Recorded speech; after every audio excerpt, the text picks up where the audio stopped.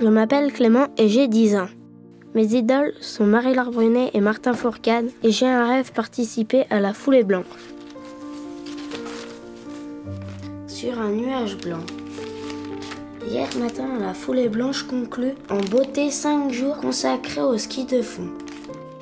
La foulée blanche, c'est la plus grande course de ski de fond. Là-bas, il y a tous les grands champions et c'est très difficile de gagner le parcours des 42 km. Moi, j'aimerais bien partir avec ma classe à la foulée des enfants. Il y a plein d'enfants qui viennent de partout et qui vont là-bas dans le Vercors. Je pourrais partir avec les copains, prendre le bus et faire du ski.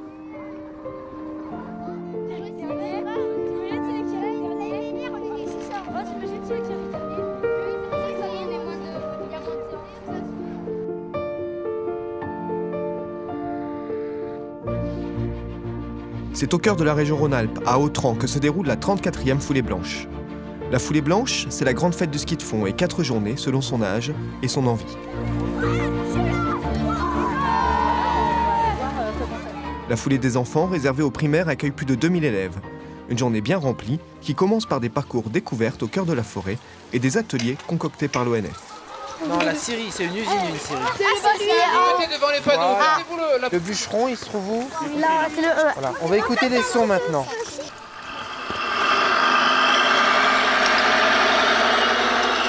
Là, on est en train de faire un atelier son qui permet aux enfants de découvrir les différents métiers qu'on peut rencontrer en forêt. Donc, ils doivent découvrir avec le son la tronçonneuse, le débardeur, le grumier. C'est quelque chose qui marche bien pour les enfants. Donc, on essaie de développer les 5 sens sur nos ateliers, dont l'ouïe. On essaie toujours de sensibiliser les enfants à l'environnement, à la protection de la nature et à la gestion forestière. Donc, on intervient dans différents domaines et avec différents intervenants. Avec ces ateliers, les enfants récoltent des points pour leur école. Mais le véritable enjeu de la journée, c'est la course. Vous aimez bien dans le ski de fond? La vitesse, c'est le skating. C'est le skating. Et les descentes et les montées. Voilà. Et courir. Vous êtes prêts pour la course alors? Oui. Ouais. Vous allez gagner? Oui.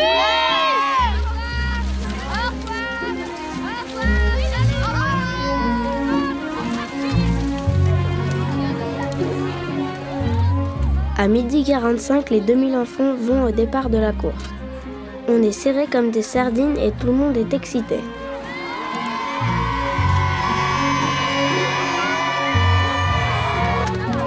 Moi, je me mets en première ligne et j'espère être le premier de ma classe.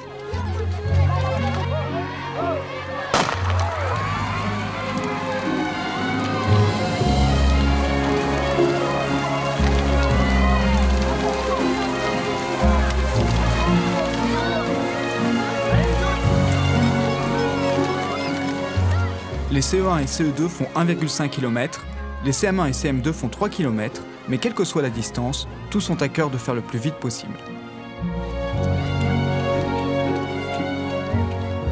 Les enfants du Vercors, à l'aise en ski de fond, arrivent les premiers alors que beaucoup sont encore sur le parcours.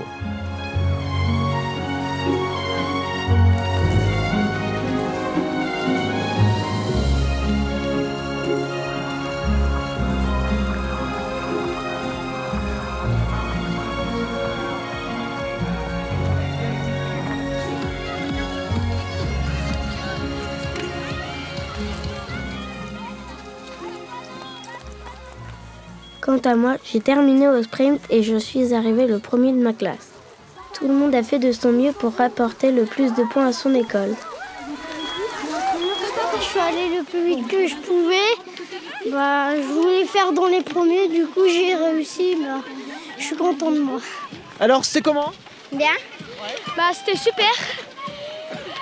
Qu'est-ce qui était super? J'ai bien aimé la vitesse et c'était bien. Et toi, qu'est-ce que tu as aimé? Ça allait super vite, j'aimais bien. Ça allait vite dans les descentes? Ouais. Et les montées, c'était pas trop dur? Non, pas du tout. Pas du tout. Alors, c'était bien? Oui, très bien. Qu'est-ce qui était bien alors? Raconte-nous. La descente surtout. Et la montée était crevante, mais on a eu chaud. Ouais, j'avoue, c'est hyper chaud. C'était crevant? Oui, très. Et alors au départ, ça fait quoi comme impression? On s'est poussé de tous les côtés. Enfin, c'est le bazar. C'est ouais, le stress.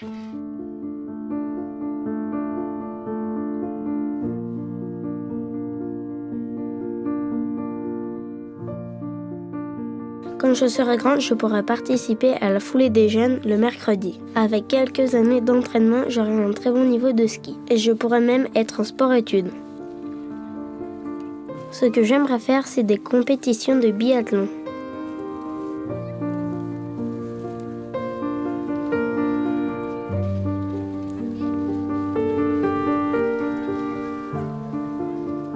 Cette année, 2195 collégiens et lycéens sont venus de toute la région. Pour beaucoup, c'est l'une des seules occasions dans l'année de faire du ski de fond, en collaboration avec l'UNSS. Les jeunes peuvent s'initier au ski de vitesse et au biathlon. Le stand de tir est tenu par Charlotte Griboval qui est en sport-études. Elle veut consacrer sa vie au ski nordique. C'est beaucoup d'entraînement, c'est de l'entraînement tous les jours quasiment, avec des courses tous les week-ends. Pendant l'été, le printemps et l'automne, on s'entraîne en ski à roulette et on continue à faire du tir à la carabine, mais nous on tire avec des balles à 50 mètres à la 22 long rifle. Moi je trouve que se faire mal un peu de temps en temps ça fait du bien, parce que le ski de fond c'est dur, mais quand on a le biathlon en fait finalement quand on arrive sur le pas de tir on a le temps de récupérer un peu. Faut se faire plaisir, faut s'amuser derrière cette carabine parce que sans ça on va pas loin. Donc tous ceux qui arrivent là, s'ils sont forts en ski, qu'ils aiment bien ça, pourquoi pas le biathlon, parce que c'est vraiment quelque chose de génial.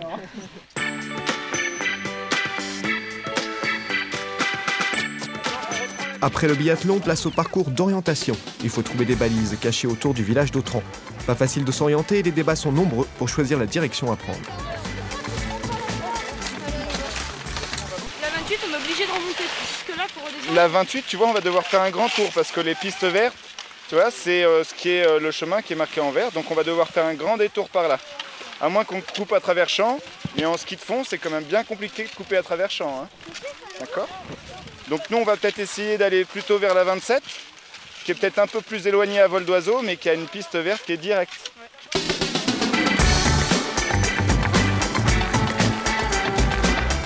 Pour les retardataires, il est temps de rejoindre au plus vite le stade de départ, car à 13h, la course va s'élancer.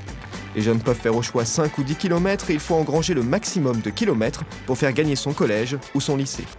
Certains sont là pour s'amuser entre copains, d'autres se sont pris au jeu de la compétition.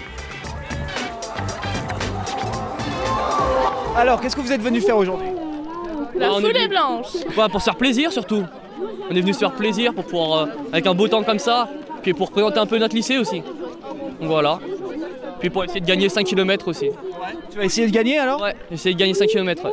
Tu t'es entraîné un peu ou? Ouais, un peu, ouais. Bah, je courais l'année dernière en national, donc ça va être pas mal. Moi aussi j'étais en haut niveau, du coup ça me plaît aussi. Et voilà, le ski, l'ambiance, les courses, c'est très bien. Et je suis venue représenter mon lycée au mieux sur le 10 km. Moi. Je suis plus courageuse que lui. Moi.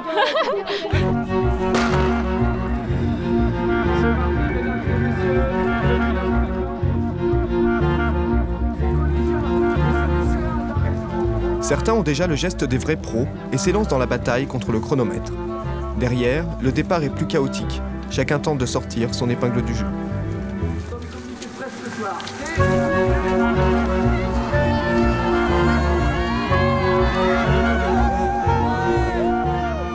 Le recteur de l'académie de Grenoble est venu donner le départ. Pour lui, voir ces 2000 jeunes s'élancer reste un grand moment. C'est génial, c'est génial. C'est fascinant de voir tous ces gamins, extraordinairement volontaires d'abord parce qu'ils sont là, et qui partent tout d'un coup comme ça. Alors, il y a tous les styles, hein, ceux qui veulent gagner, ceux qui suivent et ceux qui se demandent mais qu'est-ce que je fous là? Voilà, mais c'est génial. Ça permet aux gamins d'avoir quelque chose d'extra-scolaire, de se retrouver, de découvrir pour certains et pour d'autres de bien montrer qu'ils sont géniaux sur les skis. Et puis ça permet de regrouper les enfants sur des projets, puisque là, ils doivent, pour leur école, avoir fait le maximum de kilomètres.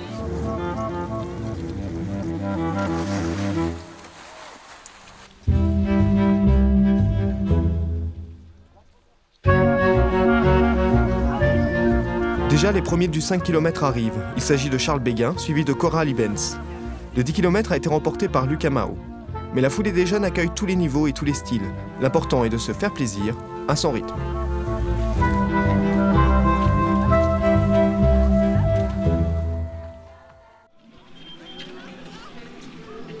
Alors, c'était bien, on a entendu tout le monde, on est généreux, on est solidaires. Moutier en force, Moutier représente! Alors, c'était comment? Crevant. Dur, mais plutôt sympa.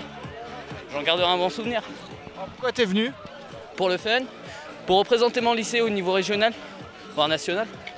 Et puis, avant tout, pour passer un bon moment avec mes amis. C'est moins facile la dernière fois. Parce que là, c'est beaucoup plus de plats. Puis on savait jamais quand c'était la fin, donc c'était un peu plus dur.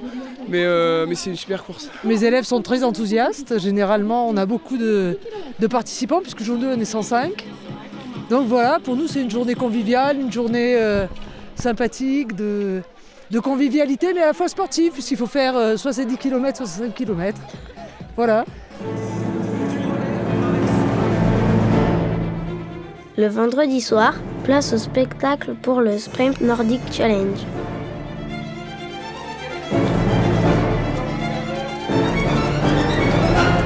Il se déroule dans les rues du village. Le but est de venir s'amuser sur des petits parcours très rapides. La neige est très glissante et de nombreuses chutes ont rythmé la soirée.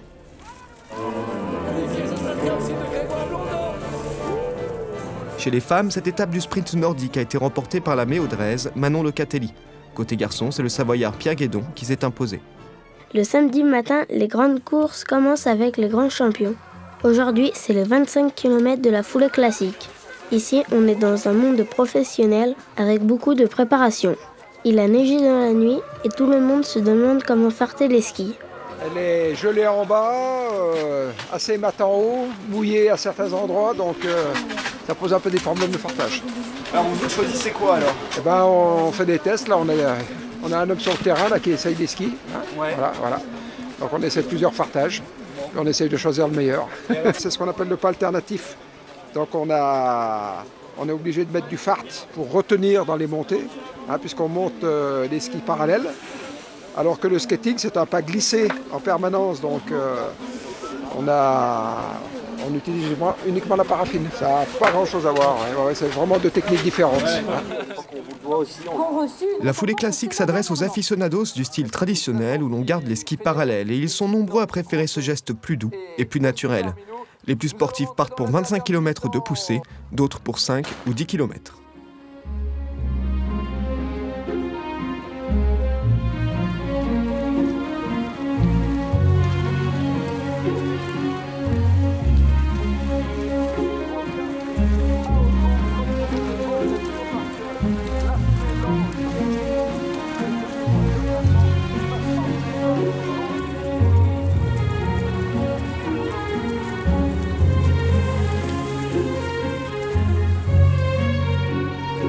Très vite, un premier groupe se détache. Il s'agit d'être bien placé lors de la traversée du village d'Autran. Mais arrivés dans les petites rues, les deux premiers, Baptiste Gros et Gabriel Royer, manquent de chuter. Ils perdent de précieuses secondes.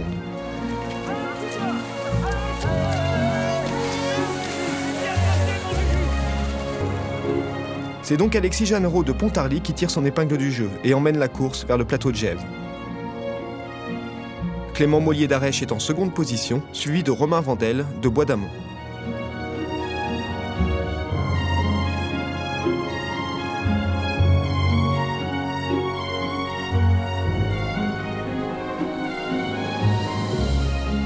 À la descente, les trois hommes sont rejoints par Cyril Miranda et le chamoniard Bertrand Amoumraoui. À l'arrivée, c'est le sprint final. Alexis Jeannereau, en troisième position, tente une sortie en prenant le couloir de gauche et force Romain Vandel à se rabattre. La bataille finale se joue entre Bertrand Amoumraoui à droite et Alexis Jeannereau à gauche. Et c'est finalement Bertrand Amoumraoui qui remporte ce 25 km en classique en 1 h 9 minutes 40 secondes et 790 millièmes. Ça fait vraiment du bien. Je faisais une bonne saison, un bon début de saison pour l'instant. Je m'étais bien préparé et J'ai raté mon objectif principal de la saison qui est d'aller au championnat du monde moins de 23 ans. Et j'ai envie de prendre une petite revanche et de montrer que j'avais quand même ma place. Bertrand Moumraoui l'emporte donc. Alexis Jeannereau prend la deuxième place avec 1 seconde et 66 centièmes d'écart. Et la troisième place. Je suis un petit peu déçu, j'ai fait une erreur de placement dans le dernier virage et je pense que la première place était à ma portée. Je suis un peu déçu, mais c'est déjà beau. Chez les femmes, Manon Locatelli de Méaudre l'emporte après sa victoire en sprint la veille. La foulée, c'est quand tu habites le plateau, c'est quelque chose, c'est la course quoi, à gagner. Je l'avais gagnée quand j'étais petite en la foulée des écoles. Depuis, je l'avais quasiment jamais refait à part un peu celle des collèges, mais jamais en tant que pour la gagner quoi. Et gagner là le classique, ben, ouais, c'est génial. Pour les autres venus faire 5 km, franchir l'arrivée est aussi une victoire. Surtout quand on n'est pas sportif, qu'on vient de Toulouse et qu'on fait 8 jours de ski par an. Juste pour la foulée. Oh, super, cette foulée blanche, vraiment extraordinaire. La neige est arrivée hier, merveilleux. À l'arrivée, tout le monde est content mais épuisé. Reste de la course la plus difficile, le 42 km, qui aura lieu demain. Toutes les stars du ski de fond seront là, comme Robin Duvillard, qui a participé aux Jeux Olympiques de Vancouver. Il a commencé le ski tout petit à Villard-de-Lans. C'est pas mal de photos en fait, que j'avais tirées. Par exemple, ça c'est des bons souvenirs à Autran. Ça c'est une Coupe de France et les championnats de France des clubs à Autran en 2009.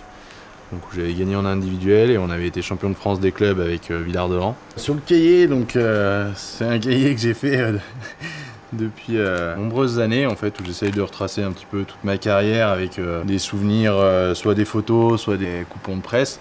Mes premiers pas en ski quand j'étais tout jeune, ça date un petit peu. Voilà, ça c'est France des... Après mes premiers championnats du monde junior, donc voilà, il y a quelques petits articles. À l'époque, j'avais gardé les... Donc le conseil pour un jeune, ce serait toujours de garder le plaisir, d'avoir envie de faire du ski parce que c'est un super sport. Je trouve qu'on a je trouve qu'il y a vraiment des sensations de glisse. Des fois on atteint quand même des sacrées vitesses. Simplement, c'est sûr que c'est pas aussi ludique que le ski alpin parce qu'il faut monter les bosses, mais en même temps, voilà, il y a un rapport privilégié avec la nature. Pour nous, Vincent Vito, ça a été... déjà, j'ai pu courir en même temps que lui, donc c'était concret pour moi ces résultats, ce qu'il faisait. Et en même temps, c'est quelqu'un qui a décomplexé vachement l'équipe de France, qui a permis qu'aujourd'hui, il y ait vraiment une équipe et pas juste des individualités qui réussissent de temps en temps. Et voilà, le premier titre mondial de l'équipe de France, c'est lui. Et sur les jeux, alors, t'as des souvenirs? Sur les jeux, il faut aller un petit peu plus loin, retrouver un peu des... Ça, c'est vrai que c'était tous les sélectionnés Rhône-Alpes, en fait, aux Jeux Olympiques. Voilà, ça, c'est les souvenirs des JO. Je suis arrivé aux Jeux Olympiques avec les yeux du gamin qui est content d'être arrivé là et j'ai manqué d'avoir un nouveau rêve en fait à ce moment-là, d'aller chercher quelque chose un gros résultat aux JO. Donc je suis un petit peu déçu sportivement de mes Jeux Olympiques, mais ça reste une quinzaine fabuleuse et j'ai hâte d'y retourner. Et par contre cette fois ce sera avec d'autres objectifs en tête, quoi.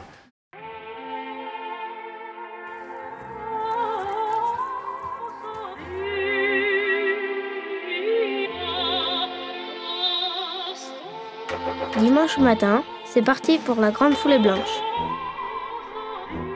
On est 2198 sur les départs et on est tous dans les starting blocks.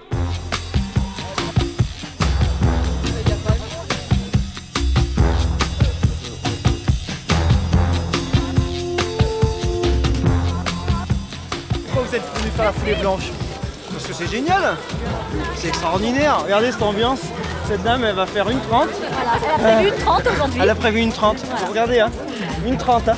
Ah, c'est génial, regardez. Il fait pas beau, par contre. Il fait pas froid. On est bien, on est super.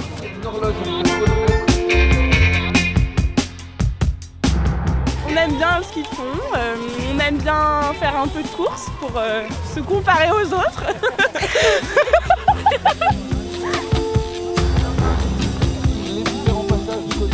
On a fait le 5 hier avec mon grand-père, mon père, moi, ma fille. 4 générations sur les skis et là on fait le 42 en amoureux. D'accord. Vous allez rester ensemble tout le parcours? Je le lâche. Dès le début, je la lâche. On lâche tout au départ. Sur la ligne de départ des élites, ils sont 38 et la bataille risque d'être sanglante. Parmi les favoris, Benoît Chauvet, Yvan Périllat-Boiteux, Christophe Périllat-Collomb ou encore Robin Duvillard. Stéphane Passeron, l'ancien grand champion de la foulée blanche, pronostique une course rapide. Là, ça va, le temps il s'est stabilisé, on dirait. La piste, elle a l'air assez dure, donc pour mes vieux os, c'est bien que la piste soit un peu dure. Ouais, pas le profil, hein, la dureté de la neige. Donc je pense que ça va faire une course assez rapide pour les premiers, donc je pense que ça va faire une belle course.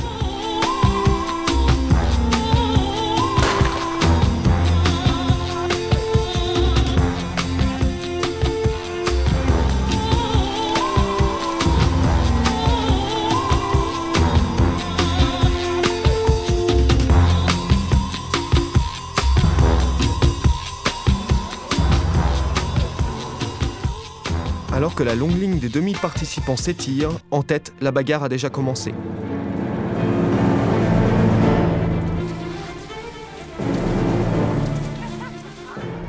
Lors de la traversée du village d'Autran, Lilian Gaillard et Nicolas Perrier sont devant, suivis par Émilien Buisson.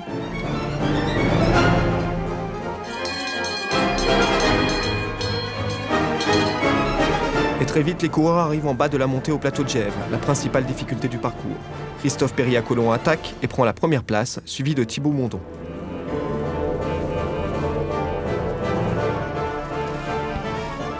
Mais à la fin de la montée, Christophe Périllat-Collomb craque. 3 hommes, Adrien Mougel, Benoît Chauvet et Yvan Périllat-Boiteux, réussissent à se détacher. Ils arrivent en tête au ravitaillement. Et même si les premiers ne sont pas arrêtés une seconde, le ravitaillement de Gèvres reste pour beaucoup une pause salutaire dans le 42 km. La montée au plateau reste un exercice difficile. Ça dépend surtout des abeilles. Des ingrédients indispensables, le ravitaillement pour une course réussie? Oh, tout à fait, tout à fait. C'est des produits locaux. Il faut les goûter, il faut surtout que ça démarre. Ça fera du bien. Alors c'est comment aujourd'hui? C'est mouillé? Ça glisse pas beaucoup. En skating, c'est toujours la faute des skis, la faute de la neige. Jamais de la condition C'est physique. jamais la faute du gars. Hein. C'est trop de la pente, c'est parce qu'il y a trop de neige. Et trop de neige qui est tombée, la pente est trop raide. Mais bon, regardez, on a la forme. On a qu'à la moitié. Hein. Bon, c'est excellent, c'est parfait, c'est super. Vous reviendrez ou pas? Je reviendrai, malgré la pluie, ça glisse bien. C'est parfait. Bonne ambiance, c'est super. Pourquoi on y revient à cette course? Parce que c'est sympa, puis c'est une habitude, et puis c'est une préparation pour autre chose, et puis ça garde la forme. Voilà, et puis c'est dur.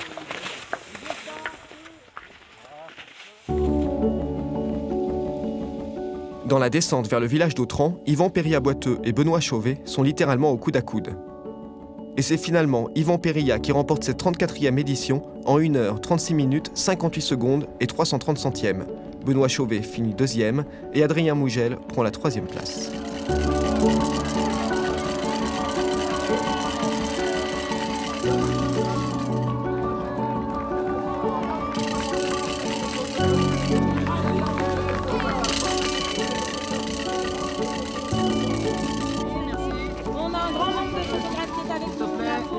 Ça s'est bien passé, c'était dur, une neige pas très glissante. Et tout au long du parcours, c'était dur, on s'est retrouvé à 3 au sommet sur Gèvres. Adrien était très costaud, il a beaucoup fait le boulot sur Gèvres. Il accélérait, il était fort et après ça s'est joué là à la fin, dans les 2 derniers kilomètres. Chez les femmes, Anouk Fèvre-Picon signe sa 3e victoire consécutive, un record dans la foulée blanche. C'était difficile mais très glissant finalement par rapport à hier. La neige a retendu quand même, le fond était dur et je ne sais pas en combien de temps on l'a fait, mais je pense que ça s'est fait quand même assez rapidement.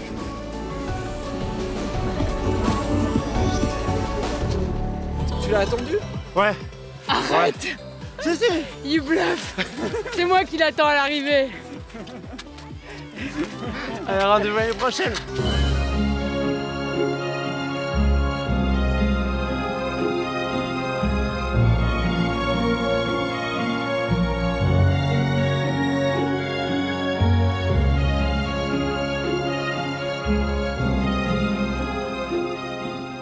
Comme Yvan Perrier à Boiteux, mon rêve serait de gagner le 42 km. Peut-être qu'un jour je passerai en premier la ligne d'arrivée. Allez, on se donne rendez-vous pour la 45e foulée blanche en 2023.